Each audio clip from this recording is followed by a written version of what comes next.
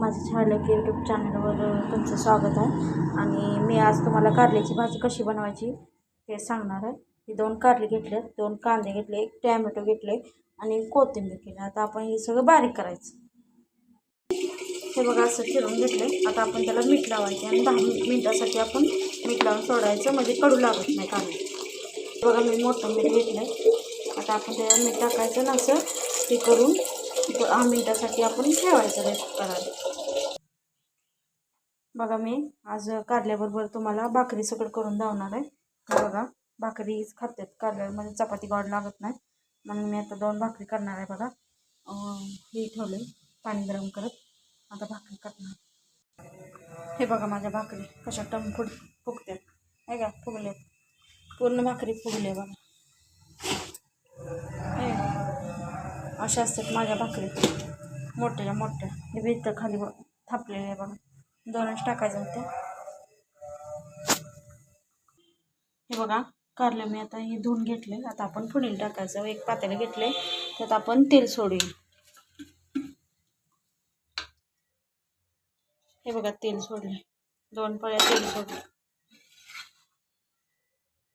तुम्हाला जेवढं पाहिजे तेवढं सोडू शकतायचा. आता आपण जिरे आणि मोहरीची फोडणी द्यायची आधी. बघा जिरं टाकलं जरासं आणि जराशी मोहरी टाकायची. आमच्या मालकाची मोहरी जास्त आवडत नाही, तर तुम्हाला आवडत असलं फ्लेवर तर तुम्ही टाकू शकता. आता आपण कांदा टाकायचा आधी. त्यात कांद्याची फ्लेवर,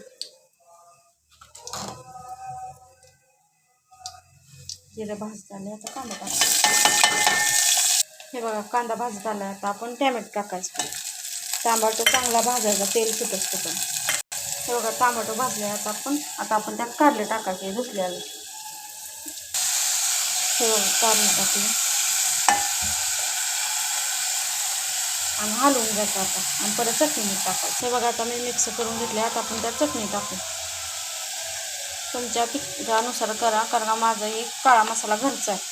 तुम्हाला जेवढं तिखट पाहिजे तेवढं वापरू शकतायचं. आता मीठ टाकायचं चवीनुसार, कारण आपण थोडं पहिलं मीठ त्याला लावलेलं, त्यामुळं थोडंच टाका, खराब होऊ शक्यता असते. आता आपण पाणी सोडायचं, त्या शिजायच्या अंगापुरतं सोडायचं, शिजते.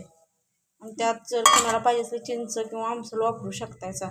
माझ्याकडे चिंच बी नाही, आमसूल बी नाही, त्यामुळे मी जरासा गुळाचा खडा टाकणार आहे. बघा हे गुळ आहे, जरासाच टाकणार आहे. बघा एवढाच.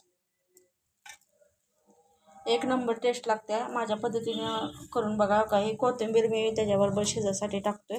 आता जरा मोठं शेंगदाण्याचं कूट बी टाकायचं. हे बघा मी शेंगदाण्याचं कूट घेतले. जरा मोठंच घ्यायचं, म्हणजे चव चांगली लागते. आणि थोडीशी मुगाची डाळ टाकायची, थोडीशीच टाकायची. हे बघा मी पिवळी मुगाची डाळ घेतली आणि आता टाकायचे, सगळं हलवायचं आणि 10 मिनिटं शिजत ठेवायचं. आता आपण याला झाकून ठेवायचं 10 मिनिटासाठी शिजायसाठी. आणि डायबिटीजसाठी कारलं खावावं, कारण का साखर नियंत्रणात येते. माझा व्हिडिओ आवडल्यास लाईक करा, कमेंट करा, शेअर करा.